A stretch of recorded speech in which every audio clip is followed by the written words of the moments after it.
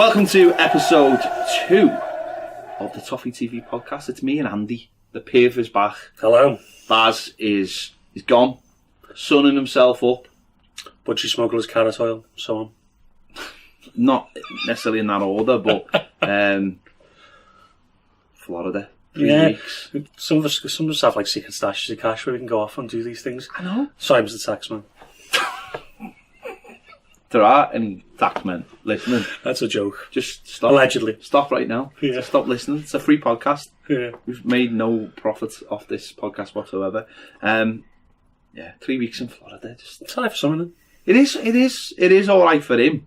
You know, I think it smacks of unprofessionalism to me. Well, he leaves it in the lurch. I've got to come in twice a week now. It's, maybe 3 times a week in certain cases. It's not fair, is it? It's no. I'm very disgusted with him, if I'm honest. But he has literally just left me on the lurch to just. Could at least get a video link in. He could have Skype, but I've got Mickey Mouse to do the final word. Too busy. Well, I'm not going to say what he's doing, but it involves dolphins and blowholes. I've heard he loves SeaWorld. If anyone's seen Blackfish, that's not a good thing. No, he's all over the Blackfish. Yeah. Let's talk about Saturday's game at Goodison Park. First home game, yeah. Nice to get a win. Yeah, it was good, yeah. But at the end of the day, it wasn't a perfect performance, but 4 points from 6. That's all we want. That's what you don't have to be in your best form as long as you're getting points on the board. I know people obviously would like us to be like, Man City, whatever you're already, but it's going to take time. We're going to get players into gear, getting players playing the best. Gabaman's still trying to get up to his best. You've got Dominic Calvert-Lewin who's still trying to find his best form. Keane's coming off the bench and exciting people. So yeah, it was all positive, really. That said, what did you make of the flags? I like the flags. I think it's a good thing. At the end of the day, Goodison's been too long, unless there's been like either a bad decision against us, a bad refereeing performance. It's quite a quiet crowd generally on a Saturday at 3 o'clock as well. It's at its worst at times. Under the lights, it's never like that. But when there's a Saturday, I think the last 5 or 6 years, at least since the first Martinez season, there's been an air of expectation around Goodison sometimes. And if we aren't playing well, it gets quite negative at the Goodison Park. So I think the originals, 1878 and other groups trying to better that. It's a good thing for us. I think it's a good thing to have that atmosphere. Silence certainly helping anyway. Yeah, I thought it was all right. People, I don't get the why people moan about it. First game of the season, you're trying to do something a little bit different. You're trying to get the atmosphere to where you want it. You're trying to set a standard, I think. I think that those lads are trying to set a standard or just making sure that people know that's going to be the norm. And now and again, you'll do things like flags to just create a little bit of a talking point and get the atmosphere going. I thought it looked spectacular. It's a visual thing, maybe it's not for the crowd, it's not just for the crowd. It's when obviously the match, there's 8 cameras are there and Sky cameras. It looks great when all them flags are going. Liverpool fans, take pride in this reputation, don't they? It looks great when the cameras are at Anfield. Why can't we have that? So I think I know some people didn't hold up the flags, but I thought it looked good to the people who did. Yeah, there was a few around me who didn't hold them up, but that's up to them as long as they want everything to lose probably as well. But I'm not sure about that. Can't be going. There's some negative people around. No, there is. Listen, people will always say that's not our thing and that's cop-out behaviour and all that. And then other people, it's not always that. I don't think. I think some people attach it to the whole Chelsea, plastic fans, plastic flags kind of thing as well. But this was an organic thing that was done by fans of the club who just wanted to make a spectacle, make some atmosphere, and it done its job. I think the only thing that let it down is the kids in the corner in the originals in GT8, is it? Yeah. Something went wrong with the tickets or something. Yeah, they only got 27 or 28 tickets or something in that end, and they're supposed to have 200, and then the police and the stewards were telling them to sit down. They're trying to get an atmosphere going. I think if you're going to have meetings with the club, everyone needs to be there, so that, it's a uniformal thing, but, I know at the end of last season, officials from the club were sitting by them. Yeah. But, when they did it the first time, I don't know if that's something that has continued, but I find that very strange that they haven't fulfilled promises that they said they were going to do something. I mean, that area is a typically not empty area, but it's probably one of the last places that normally sells on a match day. So you'd surely want a lot of people to have their season tickets there, so you can guarantee seats, yeah. So you can guarantee, and then other people can get maybe visually better seats. Yeah. Those lads are there for a reason, and they're doing the jobs. And I really hope that was just a mistake, and it hasn't. It's not something that's going to carry on for the rest of the season, because those lads have gone in on Friday. Took time out of their own time. Took time out of their own whatever. Work or whatever, and probably school holidays for some of them. Yeah. But it doesn't really matter. They've done well there, and I think the club have got to back them in what. And I know the club have backed them, so I hope it was only just one of those things. Yeah, you'd hope so. I think I think a lot. I've seen a lot of people on Twitter saying, "Oh, everyone will be laughing at us and stuff." Who cares what other people think? As long as it's Everton. Then the day, we laugh at them. They have song hymn sheets, don't they? And they have organised times to meet to explode flares on Priory Road. They need to, just go with it. Let's just try and get the atmosphere going. At the end of the day, when Goodison's a bear pit, we play better. We always have done. That's you look back at the people who went in the 80s, they'll know that. People in the 90s when we were struggling, always worked when we were the bear pit, and I think it's a good thing. So I hope they continue it, really. Yeah, hopefully. And as I said, I think people are getting used to creating that atmosphere at the beginning of the game, because there's no doubt that if you get it going at the beginning of the game, it'll continue. There's a field goal factor. And you don't get as many lulls in the game then when for singing. But the game itself, like you said before, we took 4 points from the first 2 games. We haven't really played well in either game. We've been functional.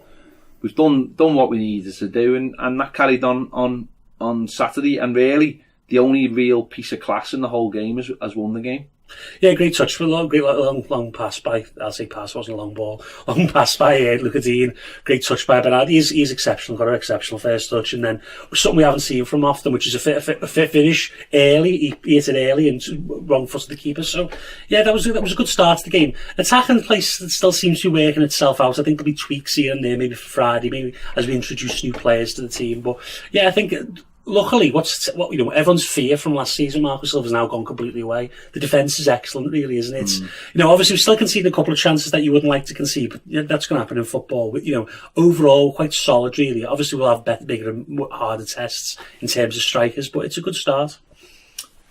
Yeah, as you said, it's weird the way things have turned around. I know, probably for over a year now, I think probably around the end of November going into December last year, when a lot of people were talking us up, and it was funny because I remember doing a preview with the Redmen and ahead of the derby, and they were talking how well we were playing, and I remember saying to them, it's going forward that I actually worry about. We don't create that many chances, and I know at the time it was we thought we'd come through one blip sort of defensively, and we hadn't quite hit the second blip around January, when Millwall and things like that, and Man City and a few others.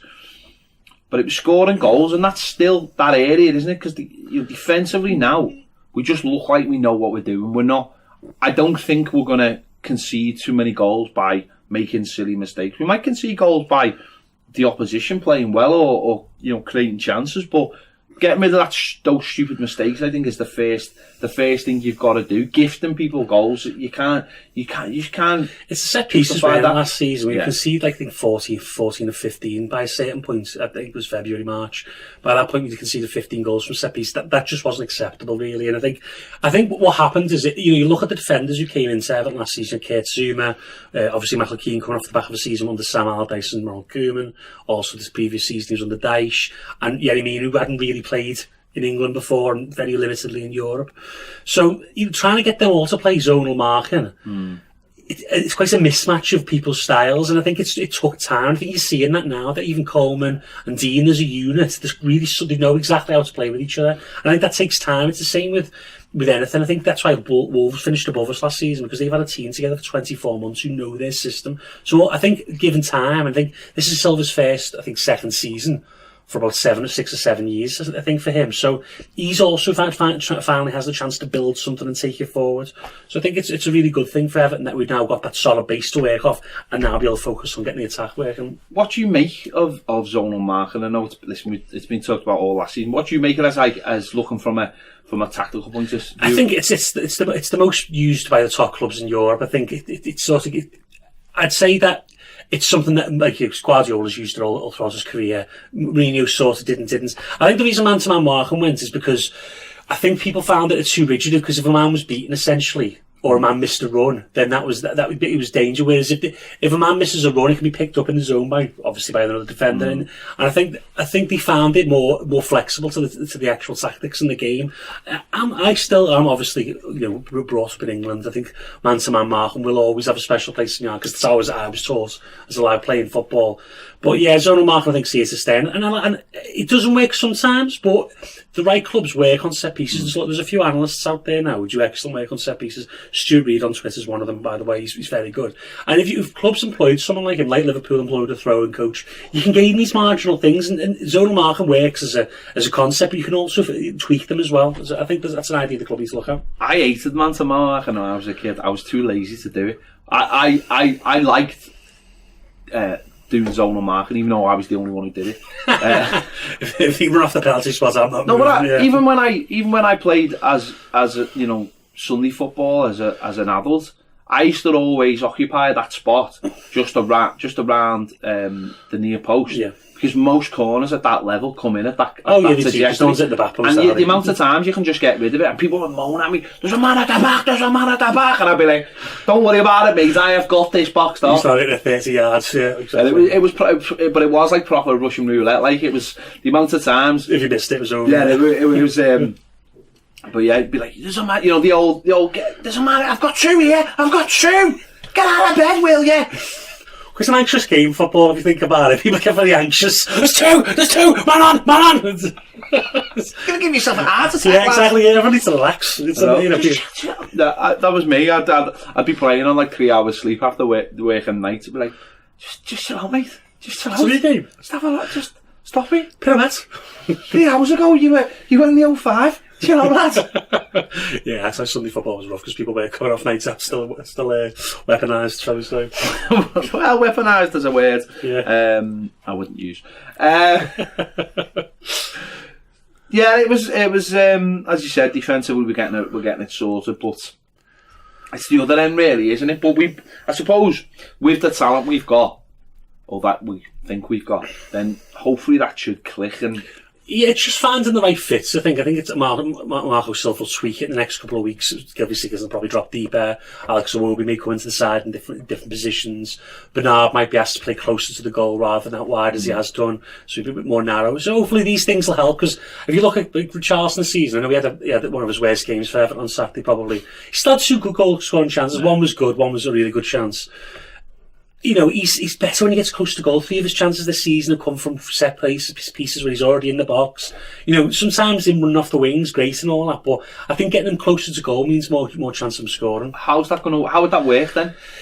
That's the problem, because then you're all going to have to go all down the left, then, aren't you, really? And it's I suppose it's then having a number 10, Gylfi, then sort of you basically like Liverpool do, it's quite fluid, or Man City. People drift out into positions and people come in, like Sterling's all over the pitch. And I suppose that's off the Marco Silva to work out, but there is ways of getting Richarlison close to the goal rather than playing as more of an out-and-out winger. I think what you'd have to do to get Richarlison close to the goal, you'd either actually play him up front, which doesn't really suit the system at the moment. No. And or change the system, which oddly you could play up front or on the right, which is make the front 3 a proper front 3. But then you have to then say to the full-backs, your starting position is on the halfway line. And you have to say to Gbamin or Schneiderlin, you're sitting right in. No. And then Sigurdsson would effectively not be in the team. You'd have to have a play, 3 in midfield who you could play an 8, like you could play Sigurdsson as an 8, but then you take them away and then he's got to beat a man or he's got to make the distance. So he can run, don't be wrong, but it's just whether Marco Silva thinks that he's the right fit as a number 8, or you could have Iwobi as a number 8 who carries the ball from the field and creates some mismatches, which is what people want to do. If you look at Liverpool, the idea really, I know I mentioned Liverpool far too much, I'll try and use someone else. Kevin De Bruyne from Man City is the idea that he carries the ball from the field, beats a man or two. The low block or the narrow defence collapses and it creates mismatches. Then you've got Richarlison one-on-one with a centre-back who's slow and he's going to beat them every time. So that's what you need to do. People probably think we're daily down on Sigurdsson. Not honestly, it's a fit thing. It's in a certain system. Like last season he showed he could play in the system. We've tweaked it slightly this season for whatever reason. I don't know why, but it's not that he's a bad player. It's just that sometimes a manager and a player, their systems aren't like a perfect fit. Certain players have been left out by managers and you look at last season, people moaned about Kante playing as more of a forward midfielder than he did this previous season, but Jorginho was a better number 6 than Kante is. Kante can't play him, so he plays in the double pivot. So it's sort of players have to fit a system for managers. Yeah, as I said, we're not down on Sigurdsson. It's just one of those things. He's a good player. But he is. He's a tremendous player. It's just that. That's the. It's not the glaring thing. It's just that you could if you want to evolve the system, that would be one of the positions that eventually, and I'm not saying now, I'm saying eventually, will have to change. Yeah, have to evolve, and I don't think that's now, and I think that's down the line. I think there's room for a lot of our players maturing together, so that when that time comes, you can move into that system. But actually, it requires maybe 18 months down the line and for those players, like Gabam would be one. Awobi might be another one. Richarlison's another one. You've got players there who are 23, 24, 25, that. And it might actually take another right back who... Better in possession. Well, not just that, as more energy. And I know that sounds mad because Seamus Coleman can get up and down. He's getting older, he's had a bad injury, But someone who actually who can get up and down and is lightning across the grass. Yeah. Because that's where we're going, and that's what Savant wants, really. Well, that's what. But I mean, at the end of the day, Seamus Coleman started that. Playing. He was fantastic for it. Yeah. But at the end of the day, we have to accept that eventually these players. I think that's what was hard for Everton at times. You look at. Tim Howard, we waited far too long to replace him, disstand people like that. And I don't think we'll do that under Brands. I think you'll see people sort of phased out. Like Baines last season, I thought it was time for Baines to be phased out. Not phased out, but his game should have been less than 2 years ago. It took till last year. Everyone was happy with Dean. I think that's what you're going to see with Coleman as well, maybe in about 18 months' time.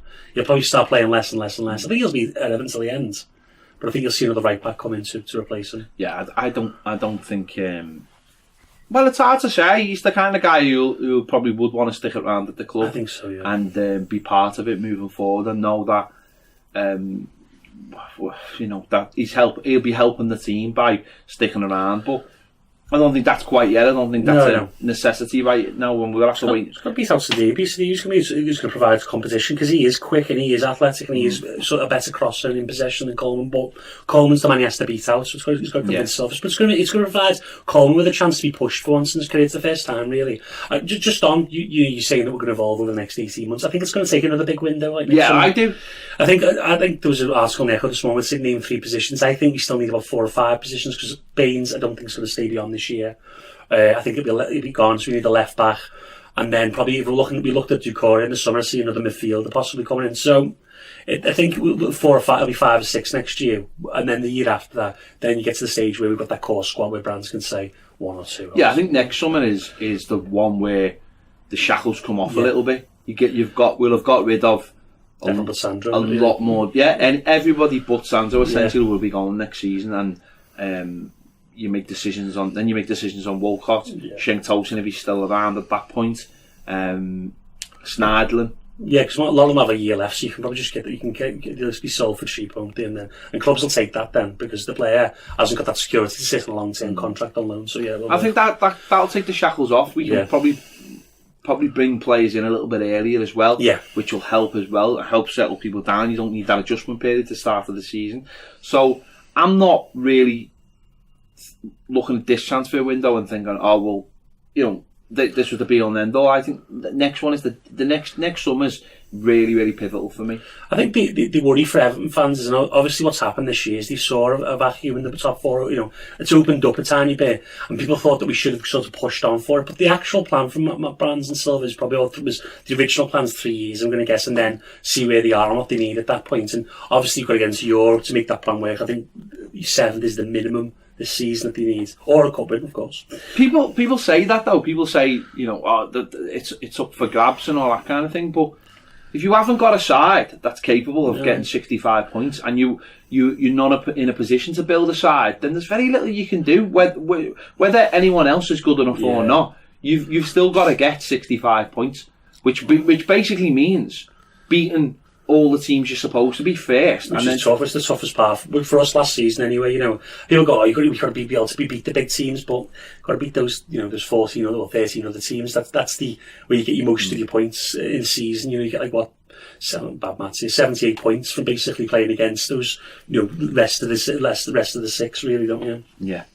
We'll leave that there. Coming up in part 2, we're going to be looking at the final week of the stadium consultation. Bramley Moor Dock. We'll be back right after this. Thanks for downloading the Toffee TV podcast, but did you know we put all our shows out as podcasts? Head over to patreon.com/Toffee TV EFC and you'll find all the latest shows available as podcasts exclusively for Patreon subscribers. So if you need to find all the latest Everton news, conversations, stats, match previews and match reviews as easily downloadable podcasts at your convenience, head over to Patreon.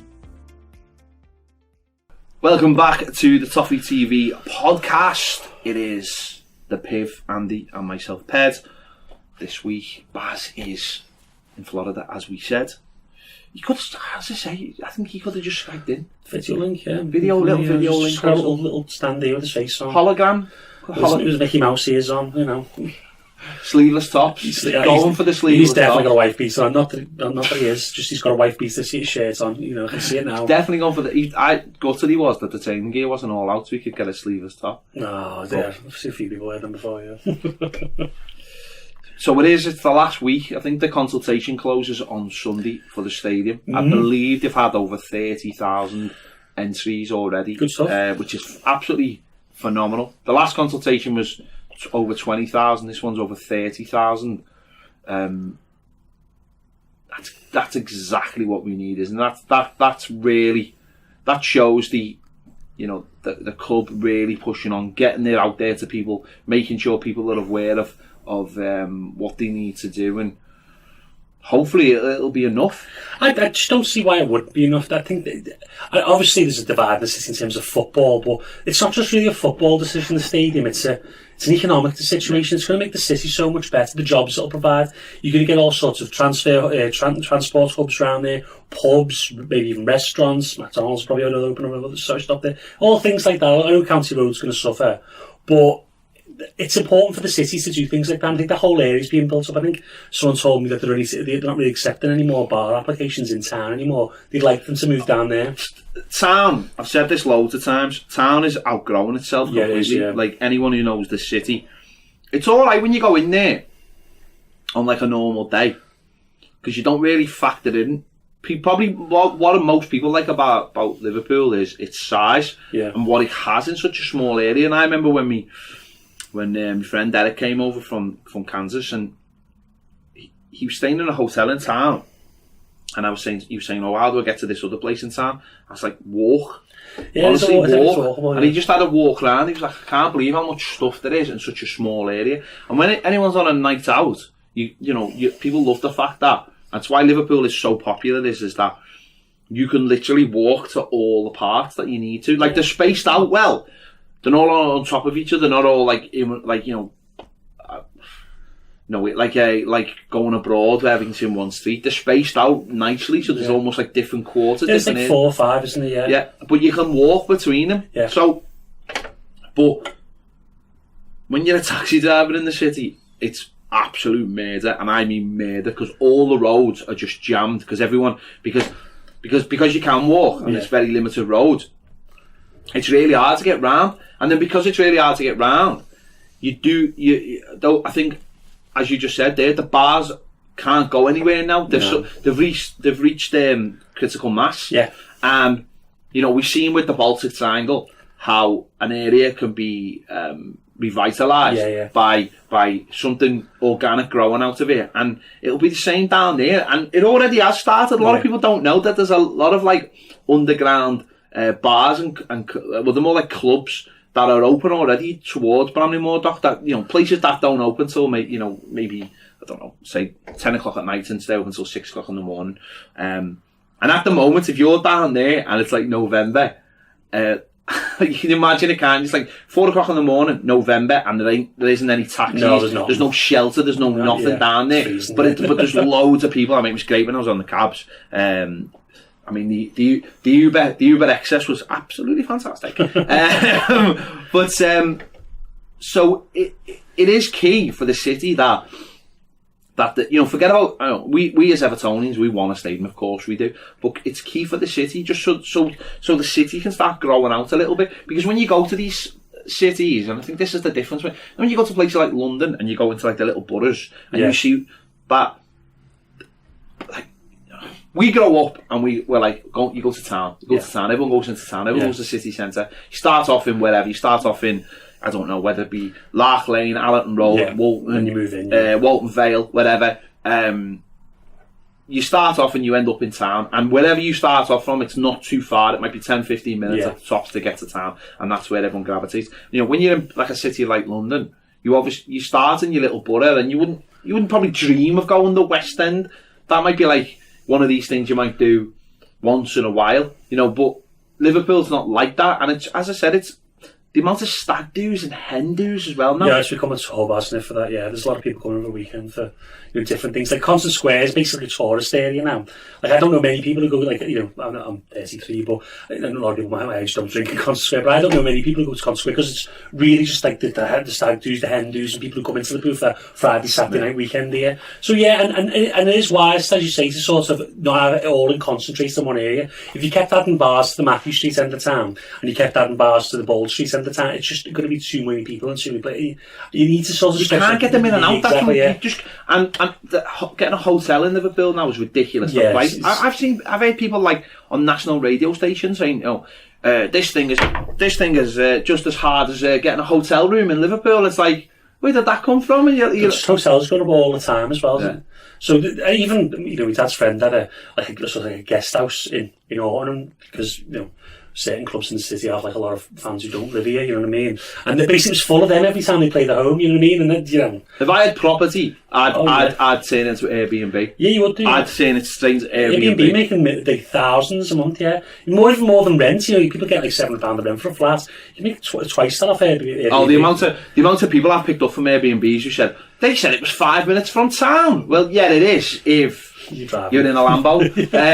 But you're not bothered, are you? Jump in and you go. So the city, as we said, the city is just outgrowing itself, and that's why it's so. Another reason why it's so important for us. It's so important that it's a football stadium and all the rest of it. But if I don't know who these people are if they can't see those things, anyway, if you listen. We laugh about it all the time. We always say, like, if there's any announcements about Everton, if you want comedy, listen to Roger Phillips the next day on Radio Merseyside, because it's absolute comedy, some of the phone calls, and Jeff from West Derby. But these people are legitimate dangers. Like, they are absolute dangers to themselves. I think they just like to moan, and I think, because they're probably Liverpool fans, let's be honest, yeah, and I'd be surprised if they're Everton fans, but why moan about something? It's, by the way, as well, it's one of the most beautiful areas of the city, the docks, right? And we don't use them. No. It's basically a derelict road, the dock road, apart from the Titanic, which is a lovely hotel there. We're not sponsored by them, by the way, I'm just saying that. No, it is a really nice hotel, but there needs to be something more around that area, because it's been wasted. And obviously the Mersey is one of the finest things we've got. I tell you, when was it? A friend of mine's got a garage down there, just off the dock road, and I had to put it in for I had to have a job done on it. So I got the train, because we're in Hunts Cross, and I got the train from Hunts Cross and went all the way to Sandhills. And I walked down, and they were doing the road, and they're still doing the road down there. And there was no cars about, right? And honestly, I could have been in like Victorian times. It was so weird. Wow. I was expecting Ghostbusters 2 in the train rattles past. Yeah. It was so quiet. It was so weird. And the bridge that goes by the Titanic, there was like these blue lights on it, and I took a picture, and the picture was brilliant because it was dead airy, but I was like, this is what it's going to be. It's going to be the blue road. But it felt so weird because there's I know the Bramley-Moore pub is down there, and there's a couple of bits. Yeah, there's a little bits. In a normal weekday, there's nothing open down there. Every weekend, as I said, there's clubs and stuff open, but there's nothing open down there. And it felt so weird. I'm thinking, this is what it is. This is what is down here. You've got years and years of history behind these walls, and nobody can get to it. And people are moaning, UNESCO and all this moaning, and people moaning about you destroying like the history of. But what are you? It's like a tourist attraction, isn't it? People going to see it behind walls that no one goes through. Exactly. If someone said you want to take a sledgehammer to the Albert Dock, I could fully understand. Yeah. But me and Baz, we went in and onto the dock to film a video. It's not in there. There's a couple of tugboats. I feel bad for the tugboats. You have to find a new home. I feel bad for that. Well, you can bring the fans on a party boat, can't you? Listen, someone's definitely going to buy a party boat. Lawrence Kenwright, fully on the party boat. Boat. He's definitely buying a super yacht, yeah. Yeah, he's buying a super yacht. Calling it Gladys and parking it outside. Exactly, telling you, he's well on board for that. So, no, it baffles me that anyone would have an issue, especially like go down there at like. I don't know, go down there in October at 9 o'clock at night and tell me what would be missing out, because there's absolutely nothing down there. And it's funny, the whole UNESCO stuff, it makes me laugh, because you look at places like Venice, which is fallen into the sea, yeah. And and I bet you you'll lose UNESCO if you build. We'll lose the city, mate, if we don't. You'll answer by the end of the month. So it really does baffle me. So I think it'll get through. I think, and I know people. I think partly the reason is Joe Anderson's not beloved with certain people in the city. I don't mind him; he's fine by me. But people don't seem to like him, and they seem to blame him for everything that goes wrong. But at the end of the day, it's a good thing for the city. I think the city should get behind it. Obviously, County Road, but we're leaving a legacy. We're not just leaving. We're not just going. I'm building Bell. Do you want me to do with Belfield? Just building houses on top of it. You know what I mean? It's going to be used for an actual community. Sense. It really should be good. Did you actually see that hotel? That is muted. Stands. I don't know how that would work, because I couldn't see how where the rooms would go. That stand is practically on its arse anyway. Yeah, exactly. And it's like they'd have to rebuild it. And it wasn't that. There was like, who would stay there? Who would actually stay in the middle of Walton? At the middle of Walton, when there's no football, there's only one football team there. So who would stay there? Liverpool fans. That would be it, though, wouldn't it? That's who would stay there. Like I honestly don't know who's staying in the Dixie Dean Hotel. Never mind. It's probably full of Liverpool fans again. So they just come over weekends, like the hordes that they are. They fill every hotel from here to Warrington, and I suppose staggering head dues. But I don't say many Evertonians are coming from Wales now, and we don't really come from like Norway and places like that. So we not filling these hotels, not driving home on the weekends. It's very odd. I mean, listen, I feel bad for County Road and that kind of thing, but I mean, what can you do? It's at the end of the day, it's progress, isn't it? Yeah. You're talking about 4 or 5 pubs, and a Mackey's and a Subway. There's still a whole community to service certain parts. And maybe not as all of it can't be serviced by the community. There's still a community around County Road.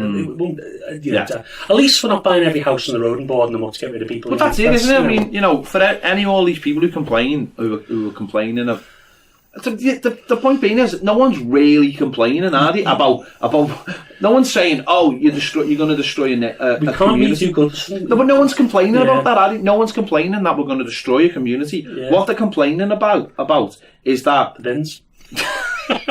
that they're paying for our grant. I mean, that's a. But they're not. There's a privately financed. I know it's absolute nonsense. Right, it was mooted, but it was an option. It's not going to be taken. We're getting it privately financed. Everyone needs to relax. No, all I would say is, if you've got a chance to go and see the roadshow before it shuts, then please do, and fill the form in.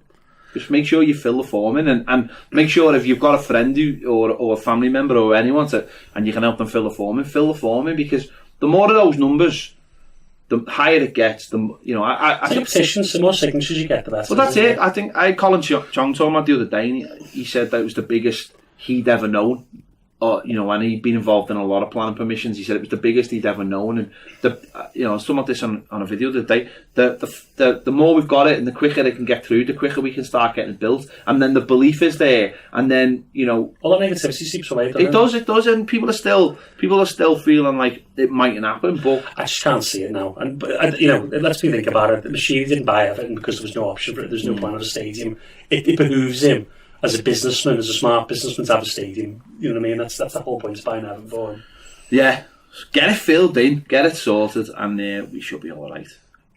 get those Reds on the phone in as well. Yeah, it's enjoyable. You know, Roger Phillips, it's an enjoyable show when they're on. You know, it is. It's better than like Roger, they've moved me bus stop from the end of the street. Roger, it's going to cause us loads of problems around the dock area. That's the problem. You know, I walk down there often when we talk. I'm the only man there for a million miles. It's affected my life. Well, come on, get a life. There'll be hordes going through the Eldonian village. Big canoes down the canal. Hey, I was in Aldi last night and they were selling a kayak. There you go. I'm thinking that could be a jet skis down the Mersey. I'm telling you, I think that could be the way forward. Everyone buy a kayak and just get yourself down there. It's where you park. Imagine that. Hey mate, can I mind your kayak for you? And when you come back, it's just sunk to the bottom of the stones in it. Yeah, exactly. We'll wait and see. Make sure you fill that out. We'll be back in part 3 to look forward to the away trip to Villa Park. Thanks for downloading the Toffee TV podcast. But did you know we put all our shows out as podcasts? Head over to patreon.com/Toffee TV EFC and you'll find all the latest shows available as podcasts exclusively for Patreon subscribers. So if you need to find all the latest Everton news, conversations, stats, match previews and match reviews as easily downloadable podcasts at your convenience, head over to Patreon. Welcome back to the final part of the Toffee TV podcast. The Piv and myself, Ped, look forward to the game at Villa Park on Friday night.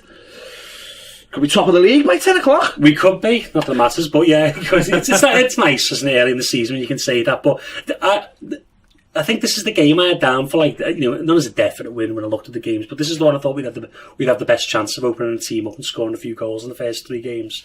So hopefully, you know, we can do that. Villa have played okay so far. They've looked impressive in patches, leaking soft goals, really. I think they're still getting used to each other. Much like, you know, I know Fulham tried the same thing last year and it didn't work for them. I think Villa will be a bit of a different proposition, but they're still having problems getting, learning to play with each other. So hopefully Everton can take advantage, and I think we will. Yeah,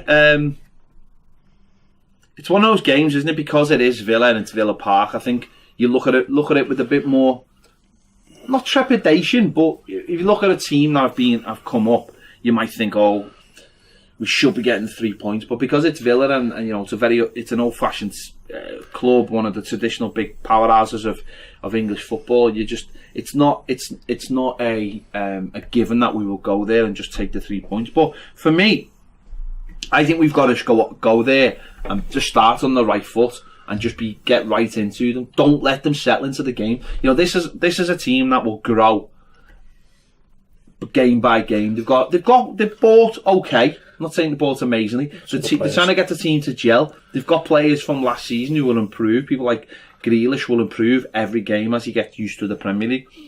So don't give them time to settle in. Don't give the fans time to settle in. You know, we've seen that on Saturday when they played Bournemouth. Bournemouth get a first-minute penalty and then a 2-0 after 10 minutes. And, you know, that takes all the sting out of Villa. Then Bournemouth control the game. Okay, they conceded one, but they control the game. And we've got to do something similar. You know, I think when we went to West Ham last season, that's got to be the benchmark of how we approach these games. Get at teams early. Yeah. Don't let them settle down and try and get an early lead and say, well, come on then, try and break us down then. Yeah, that's what you need. When you get an early goal away, that's the key, isn't it? Because then they'll come on to us and we are set up for the counter-attack in a lot of ways. We like to go front to back early, don't we? So by allowing, getting that early goal, they'll bring them out more. The key battles in the midfield area for me, they've got quite a good midfield. I like Douglas Luiz, he signed from Man City. He was really good in the Toulon tournament in the summer. He's good football. You saw the goal he scored last Saturday. It was outrageous, wasn't it? And, then you've got Grealish, you can unpick a defence, and then you've got John McGinn, who can strike a ball from anywhere. So Andre Gomez and Gabam, if it is them two, and Schneiderlin me back because it was 2 yellow cards, yeah. So it could be Schneiderlin. I hope Gabam plays, if I'm honest, because I'd like him to play himself into the Premiership. It's smarter really for him. But yeah, I think that's the key area. If we can win that battle, I think Tyrone Mings and Engels, I think we can break them down really. I don't really rate El Mohammadi or Gilbert, who they've got it right back. And left back Matt Target, he's all right, I guess. I just don't think you just can't let them get ahead of steam. Friday night game under the lights, they haven't won yet. You don't want them to break that stuff, do you? Exactly. Can't be but I think what the main thing is that a lot of people will be thinking about this game, going, they haven't won a game, and Grealish has got this record of not winning games, and we've kept so many clean sheets and all that. So everything then suddenly goes, well, obviously everything's going to go against us because that's Everton. We've got to start thinking about it the other way and thinking, again, you want to finish top 6, you've got to go to these teams and beat them. We went to Huddersfield last season, beat them. We went to Cardiff and convincingly beat them in the second half. Okay, Fulham was a little bit flatter and we ended up getting turned over. But if we're playing one of the promoted teams, third game in, we're unbeaten, just flout the traps. Yeah, because, they're not used to it. The Championship's a good, decent league and that, but Everton's quality plus that style of play where you, as you say, flying up the traps, that will surprise Villa in the early season before they get the feet, the feet wastely wet in the Premier League. So I think Marco Silva probably will try.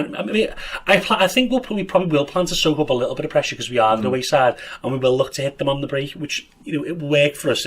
I think Dominic Calvert-Lewin will start again because he's our outball, really, isn't he? Obviously, Bernard wasn't Saturday as it worked out, but I think he'll start again. You'll see Key maybe 55, 60, depending on how the game's going. If we're 3-0, great, just bring them in half time. Well, the last time we played them, they were horrific, weren't they? I think But we nearly threw it away, didn't we? When something back. Yeah, I think remember we beat them. I think it was 3. We were 3-0 up, and then they scored, and then they nearly scored again. That's and then I think Martinez had brought. They bring John Stones on, and it just completely messed up the defence. Yeah, it did. Yeah. They look better this time. I don't know. They've got I don't know what they've got well, Dean Smith's he's not your typical English manager. If you ever watched him at Brentford before he went, or even Villa last season, play quite open, expansive, good on the eye football. Play 4-3-3, 3 midfielders, 2 midfielders and a sit midfielder. The sit midfielder isn't like a powerhouse, type who's going to break up play. Douglas Luiz is more of a pivot. Who likes to the Pavati, as it's called in Spain. Basically, he's there to sort of, as well as break up play, he's also going to be, be the quarterback, and as I like to say, and sort of set things up. So I think that they're a really good side, but it's just bed-nosed players. And whether some of the players are good enough for the Premier League. Wesley, linked with them last season, I was never quite sure he was good enough for Everton. He's a good striker, but will he score goals in the Premier League? Trezeguet, not David Trezeguet, luckily. Trezeguet, the Egyptian, he's good, but is he good enough for the Premier League? Who would you say is the one to watch, the real danger? Well, I love Jack Grealish. I think he can break a defence. He might not assist or score many, but he's one of those players who just can break down defence with his movement, his passing, his 1-2s. He can just drag players in and out of position. John McGinn's a good player as well. I think Man United were linked with him for 50 million in the summer, which would have been an outrageous overpay.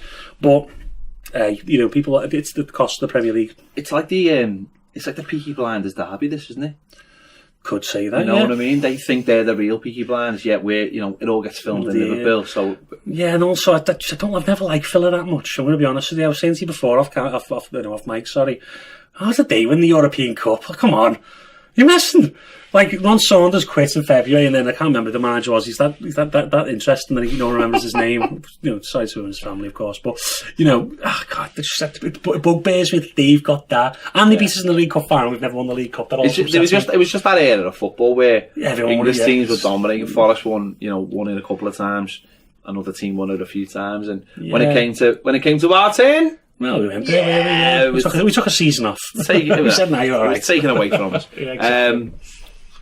I don't mind Villa in terms. I think that a club very much like ourselves in the same kind of bracket. Okay, they've been up and down a few more times than we have, but for what they've lacked, they've got that star. They've got that European Cup to make up for it. They can always hold that over your head, but they're a big club. They've just been very unfortunate. I think the fans are quite reasonable about their expectations, fans, and don't use the fact that they've won the European Cup to lord it over anyone else. So I've got no problems with Villa, but the bearable rather than unbearable. It's one of those places as well. When you're a kid, like I went to the semi-final in '86 there.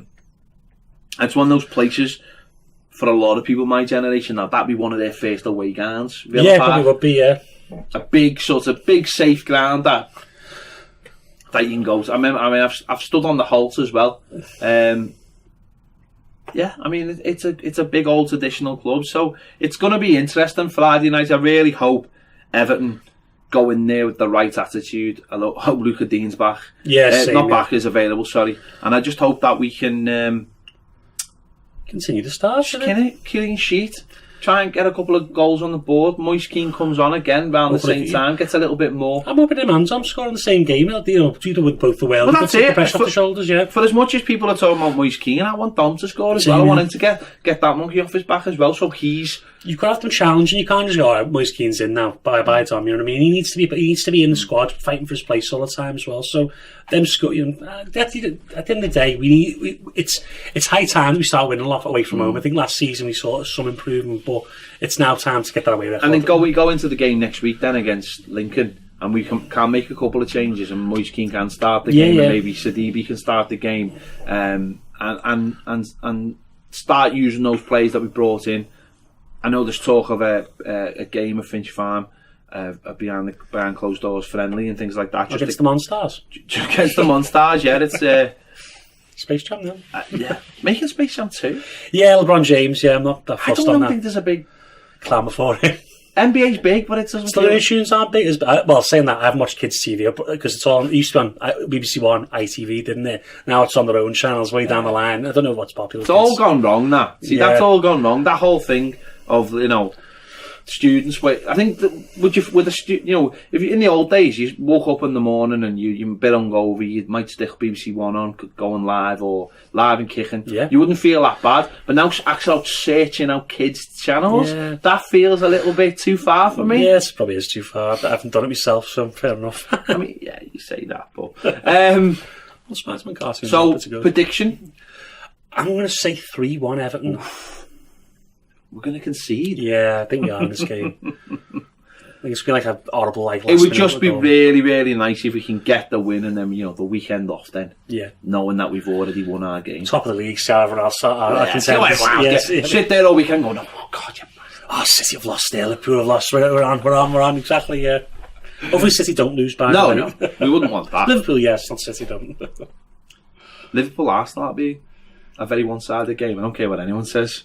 If I'm Arsenal, I sit 6 players deep and have 4 front. That's all. I don't think they can do that. No, they're going to be open at the back and they're going to get tortured, as usual. David Luiz is a good player, but he's not going to help them this year against them. So it'll be another one of those 4-5-1 jobs after 20 minutes. There you have it. Who cares about Liverpool anyway? Yeah, it's all about Everton getting top of the league for the weekend. There you have it, episode 2 in the bag. A little bit shorter this week because there's one less person. So there's not as much to say because there's one less person. So, and as I said, Baz, Dolphins, the police. Shamoon. That's all I'm going to say. Trim Claw. Hey, Simpsons Dr. Nick. It writes itself. It really does. It writes itself. Yeah. There you go. Just so you all know, I mean, this sounds a bit weird saying this, but just so you all know, this podcast is available now on iTunes. It's available on Spotify. I mean, I don't know where you've already found this podcast. It's available on Spotify. It's available on TuneIn. It's available on Stitcher. It's available on Podbean. So basically, anywhere that you want to listen, it's available. The video version of it is available on Patreon, and it's also available as a video, but not a visual video, just a video you can listen to on YouTube, if that makes sense. Yeah, make sure you subscribe and give us good positive reviews. Yeah, as well. give us positive reviews. Because obviously, it'll help us, continue doing this, which is it's been great so far. There you go. Never a true word said. I'm a wise man. And check out all our videos as well on Toffee TV. But for the podcast, we'll be back next week. See you then. Toodaloo.